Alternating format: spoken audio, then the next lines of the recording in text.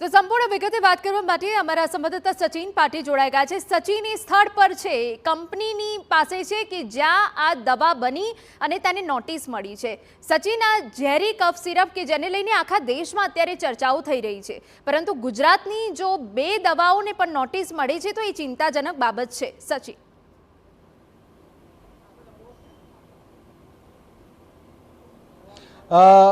હિના, જે પ્રકારે કેરલા જેડીસીનું આ જે રેડનેક્સ ફાર્માસ્યુટિકલ્સ લિમિટેડ કંપની છે જેની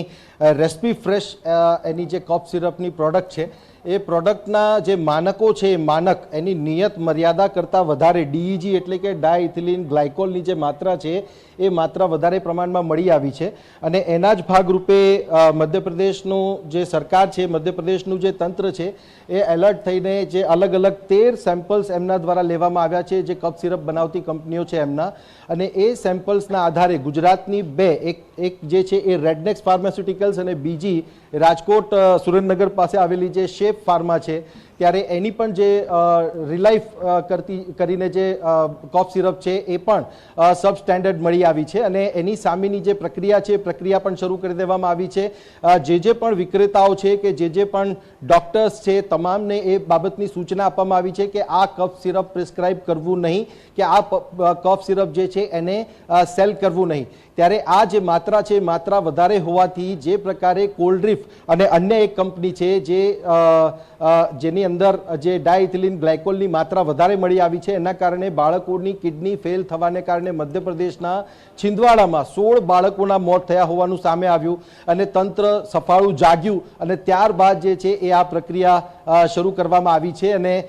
એક બીજી માહિતી મળી રહી છે એ પ્રમાણે કે ડ્રગ કંટ્રોલર ઓફ ઇન્ડિયા જે છે એના દ્વારા પણ એક બેઠક બોલાવવામાં આવી છે જેમાં જે ફાર્માસ્યુટિકલ કંપનીના જે એસોસિએશન છે એસોસિએશન સાથે પણ ચર્ચા થઈ રહી છે અને આના બાબતે શું પગલાં લેવા એ બાબતે જે છે એ ખાસ કરીને ચર્ચાઓ કરવામાં આવી રહી છે અને એમની પાસેથી પણ સજેશન્સ મેળવવામાં આવી રહ્યા છે, કારણ કે આ જે રેડનેક્સ ફાર્મા હોય કે શેપ ફાર્મા હોય કે પછી બીજી અન્ય જે કફ સિરપ જે પ્રકારે સબ સ્ટેન્ડર્ડ મળી આવી છે અને એના કારણે બાળકોના મોત થયા હોવાનું સામે આવ્યું છે, ત્યારે એની માટેના જે માનકો છે કયા કયા છે, એમણે કયા કયા પરમિશન લીધેલી છે અને આ બાબતની ડાયઇથિલિન ગ્લાયકોલની જે માત્રા છે માત્રાનું ચેકિંગ થયું છે કે નહીં કે પછી એની પાછળનું આખું મેકેનિઝમ શું છે, આ બધી જ બાબતોનો અભ્યાસ કરીને હવે કયા પ્રકારની કાર્યવાહી આગળ કરવી એ બાબતને લઈને ચર્ચાઓ પણ ચાલી રહી છે। મહત્વની બાબત અહીંયા એ છે કે 16 બાળકોના મૃત્યુ જે છે થયા છે એ મધ્યપ્રદેશમાં થયા છે, રાજસ્થાનમાં પણ આ જ પ્રકારની ઘટના બની છે અને ત્યાં પણ કેસન કરીને જે કંપની છે કંપનીની સિરપના કારણે બાળકોને જે છે ભારે તકલીફનો સામનો કરવો પડ્યો છે, ત્યાં પણ મોતની ઘટનાઓ સામે આવી છે। ત્યારે આખો મામલો ખૂબ ગંભીર થઈ જાય છે કે જ્યારે દવાઓ લોકો લેતા હોય છે, બાળકોને ખાસ કરીને આપવામાં આવતી હોય છે, ત્યારે આ પ્રિસ્ક્રાઇબ કરવા યોગ્ય છે કે નહીં અને કેવી રીતે આના માનકો નિયત નક્કી કરવા, કારણ કે જે ડાયઇથિલિન ગ્લાયકોલની માત્રા મળી આવી છે એ નિયત માત્રા કરતાં ખૂબ વધારે છે। ત્યારે એવા સમયમાં આ આડઅસર જે બાળકો ઉપર થઈ છે અને પરિવારે પોતાના બાળકોને ગુમાવ્યા છે, એવામાં સરકારો હવે જે છે અલગ અલગ રાજ્યની સરકારો જે છે એ આખા મામલે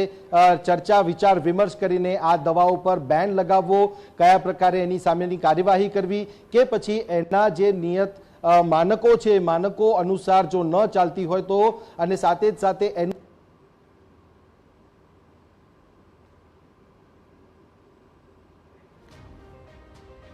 તો કિડની માટે ઘાતક હોય છે ડાયઇથિલિન ગ્લાયકોલ કે જેનું પ્રમાણ કફ સિરપમાં વધુ મળી આવ્યું છે અને તેના જ કારણે આ નોટિસ મળી છે। સચિન, આપે ખૂબ અગત્યની જાણકારી આપી છે, પરંતુ આરોગ્ય પ્રધાને પણ થોડા દિવસ અગાઉ કહ્યું હતું કે આ પ્રકારની દવાઓનું ગુજરાતમાં વેચાણ થતું નથી।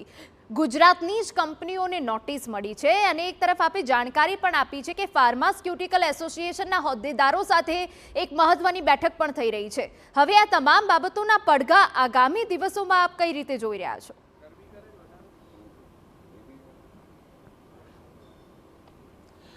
હિના, સૌથી મહત્વની બાબત અહીંયા એ છે કે આ પ્રકારે લોકોના સ્વાસ્થ્ય સાથે ચેડા, હવે આ ડાયઇથિલિન ગ્લાયકોલની જે માત્રા છે માત્રા વધવાથી પ્રોડક્શન કરનાર યુનિટ્સને શું ફાયદો થાય છે, એમને આ બાબતથી શું ફાયદો થાય છે એ સૌથી મહત્વની બાબત છે. અને જે એક્સપર્ટ્સ છે એ એક્સપર્ટ્સ આનો અભ્યાસ પણ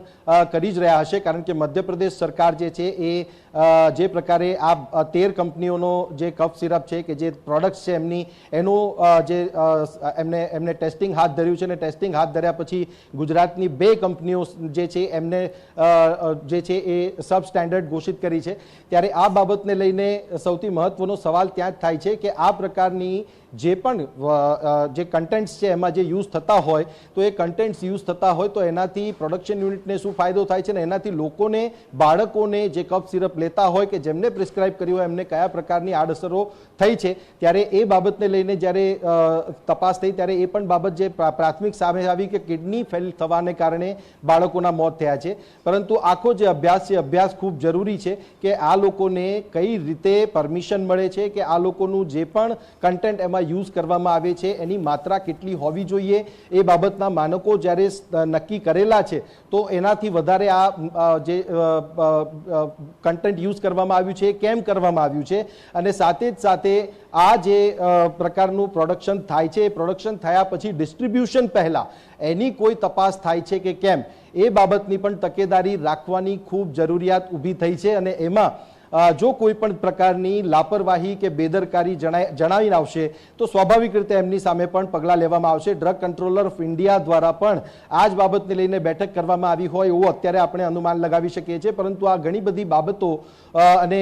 એના જે સવાલો છે અને શક્યતાઓ છે એ શક્યતાઓના આધારે આપણે જોઈએ તો લોકોના સ્વાસ્થ્ય સાથે જે ચેડા થઈ રહ્યા છે એ ચેડા ઉપર રોક લગાવવાની હવે જરૂર છે, અને એના જ બાબતે આ બેઠક પણ બોલાવવામાં આવી છે. બિલકુલ આભાર સચિન તમામ વિગતો બદલ. તો જે રીતે ફાર્માસ્યુટિકલ એસોસિએશનના હોદ્દેદારો સાથેની બેઠક હોય કે પછી તપાસના આદેશ હોય, આ તમામ ગતિવિધિ હાલ જોવા મળી રહી છે.